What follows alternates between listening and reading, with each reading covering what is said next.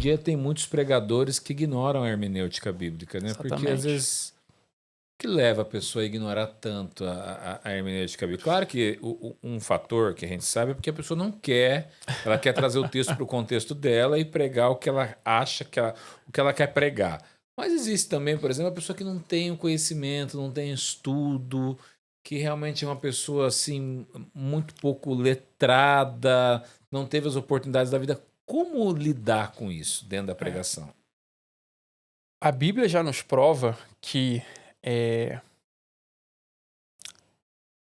a falta de conhecimentos gerais, vou colocar assim, né? Me referindo ao termo iletrado também, só para não ser Sim. redundante aqui, não é uma limitação para que fulano ou ciclano sejam usados por Deus. O livro de Atos é a maior evidência disso. O próprio profeta Amós, né, no capítulo 7, ele diz assim: olha, eu nem sou profeta, ou seja, nem estudei para isso. Nem sou filho de profeta, nem meu pai estudou para isso. Nem fui para a escola de Não profetas. fui, né? Mas o Senhor me chamou e me disse para profetizar. Então, isso não é limitação. Porém,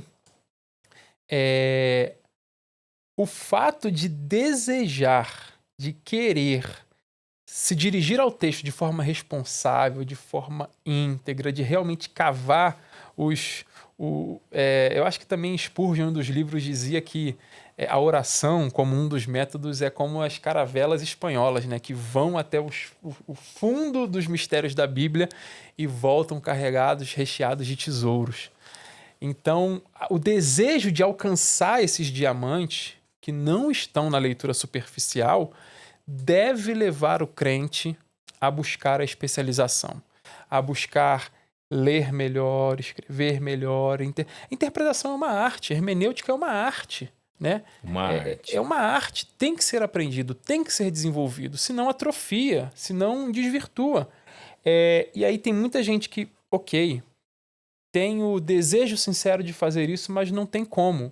E ok, existem contextos que realmente limitam o acesso ao conhecimento, o acesso a qualquer tipo de preparação, mas existem aqueles outros contextos em que tá tudo à disposição, tá tudo ali na frente e o camarada ele decide não ir por aquele caminho. E aí os motivos também são diversos, mas que não justificam. Por exemplo, alguém que é pregador e trabalha na plenitude.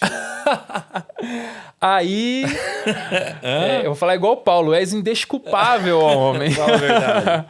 És indesculpável, não tem desculpa. Quais são os erros mais comuns que você observa nas pregações hoje, do ponto de vista bíblico, que você tem olhado aí e tem visto? Porque a internet hoje ela é uma fábrica, tanto de coisas boas como de coisas ruins. Mas a gente pode entrar em polêmica aqui? Pode. Não, tô brincando. Eu vou começar com um erro que não tem a ver com a mecânica da pregação, mas o próprio ato de pregar, que do meu ponto de vista é um erro.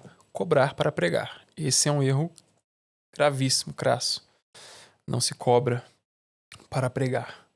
Ainda que quando você receba um convite, seja bom que a igreja que convida providencie um transporte, se for necessário uma hospedagem. Se quiserem, de forma deliberada, te dar uma oferta, aceite. O que não pode é você estabelecer um valor. Eu só prego por tanto. Isso aí, além de ser um erro, é marca dos falsos mestres, conforme, por exemplo, Judas diz lá no Novo Testamento. Agora, falando da própria mecânica da pregação,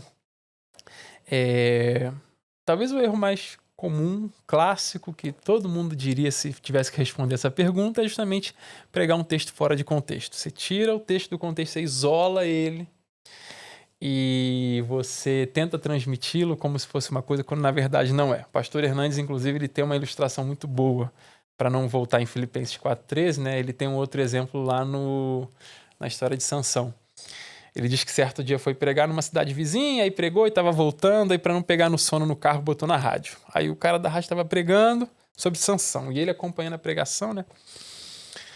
E você vai ser como Sansão, e quando os leões da vida vierem, você vai despedaçá-los. Aí o pastor errante falando, eu vou ser como Sansão, eu vou despedaçar o leão, e o leão não pode comigo. E o pregador pregando. E você vai vencer, e você vai triunfar, e você fala, eu vou vencer, eu vou triunfar e coisa e tal. Aí o pregador falou assim, e depois que você vencer e triunfar, tem recompensa, tem mel na carcaça pra você. A pastor Hernandes diz, opa, calma aí. Calma aí, porque ele leu o texto, mas ele não entendeu o contexto. Porque o mel na carcaça para Sansão Péssimo para Sansão. era pecado, né? Esse é um exemplo bobo, mas que mostra muito bem o que é você pregar um texto fora do contexto. Ou seja, na cabeça do pregador, mel é uma coisa boa, é uma recompensa, é algo bom. Mas e no contexto, o que era o mel? Era desobediência, era pecado, era morte.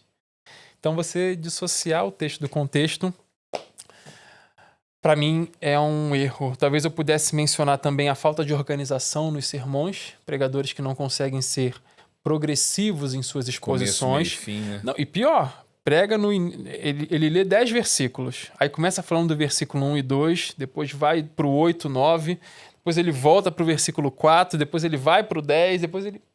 Não tem... A Bíblia em si, a própria revelação bíblica tem progressividade. Desde o Gênesis, é como se fosse um tapete que vai desenrolando. E você não consegue ver o desenho do tapete todo. Somente lá no Apocalipse, o tapete desenrola e você consegue ver o que está ali. E a pregação, é uma exposição desse livro, tem que ser também lógica e progressiva. Uma introdução, um desenvolvimento e uma conclusão. Eu acho que gerenciamento de tempo também entra muito na questão de erros.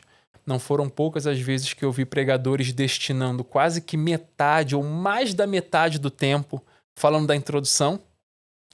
E aí depois o cara tem que correr para falar tudo. E fica claro para quem está vendo, ele se perdeu no relógio. Ele gastou tempo demais onde não devia. E agora, a introdução não é a parte mais importante. E aí, para as partes mais importantes, ele não tem tempo hábil, porque ele destinou muito tempo para algo que não era assim tão importante, era apenas uma introdução. E acima de tudo isso, eu acho que o maior erro hoje é pregar sobre tudo e não pregar sobre Cristo. É verdade. Se eu tenho um pregador que pregou sobre o texto X, Y e Z, e ele falou sobre tudo. Falou sobre família, falou sobre dinheiro, falou sobre, sei lá, quantos temas... Mas ele não falou sobre a pessoa e a obra de Cristo. Ele não pregou sobre nada. E aí você pode dizer assim, Júlio, mas o texto que eu escolhi não falava de Cristo. Escolhi Filemão, por exemplo. Não fala de Cristo. Aí, Martin Lloyd-Jones, ele diz assim, ele no seu livro Pregação em Pregadores, ele conta uma historinha engraçada e ele diz assim, da mesma forma que toda cidadezinha da Inglaterra tem uma estrada para Londres, todo o texto da Escritura tem uma estrada que leva até Cristo. Legal. Se você não achou essa estrada ainda, porque você estudou pouco, volta lá, cava mais fundo, se dedica, mas que você vai certamente encontrar uma estrada que leve até Cristo. É claro, não dá para fazer isso de forma irresponsável. Eu já vi gente pregando que... Não dá para torcer o texto, Eu já vi gente pregando que as 5 pedrinhas que Davi jogou em Golias era J-E-S-U-S, Jesus. Não, calma aí. Nossa, calma aí. Não, calma. Calma, que não é assim que você de Davi chega em Jesus, tá? Existe Sim, essa eu não tinha ouvido, essa nova pra mim. Já ele pegou 5 pedrinhas, era J-E-S-U-S. Não, calma, tem um jeito certo de fazer. E aí as pessoas podem falar, Júlio, toda pregação tem que falar sobre Cristo? Aí eu te pergunto, existe algum assunto mais urgente, mais importante ou mais relevante? E essa é uma tecla que eu bato muito forte com os alunos. Eu chamo de ponte cristológica. Achem a ponte cristológica do texto de vocês. Acho que citamos pelo menos uns 4 aqui, né? Eu uns acho 4 que erros. outra coisa, Júlio, que eu vou falar aqui, que eu observo, é que as pessoas querem encontrar novas revelações. A pessoa não se contenta. Cara, hoje eu vou pregar sobre a cruz de Cristo. Exatamente. Eu quero pregar sobre o momento da pregação de Jesus. As pessoas querem pregar coisas difíceis, que são muito bem elaboradas e que vai mostrar que você tem muito conhecimento, mas esquecem que o evangelho é simples.